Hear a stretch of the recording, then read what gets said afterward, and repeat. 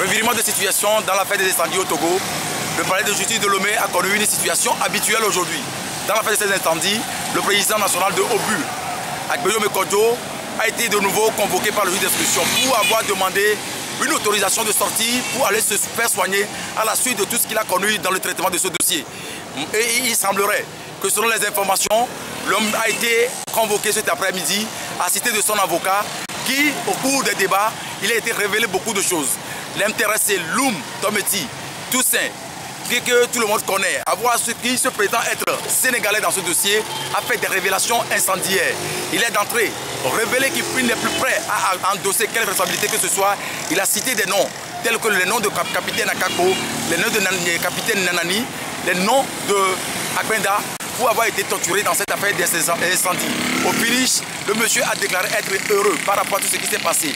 Et le monsieur a également déclaré que ce qui s'est passé aujourd'hui relève d'une importance capitale dans ce dossier qui démontre à suffisance aujourd'hui que le CST n'a rien à voir, et ni l'ANC, dans cette affaire des incendies qui a enclabouché pas mal de personnes. Il faut quand même relever que cet après-midi, notre confrère du journal Zeus Adjanovo de l'hebdomadaire du quotidien Liberté a été convoqué à la gendarmerie nationale.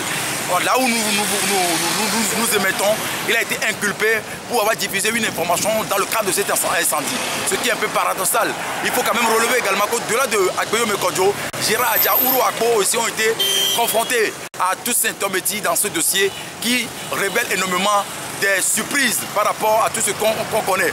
Le jeune qu'on a manipulé jusqu'à ce jour, craignant pour sa vie, demande les interventions de la communauté internationale et notamment les organisations de défense des droits de l'homme au Togo, HCDH et autres.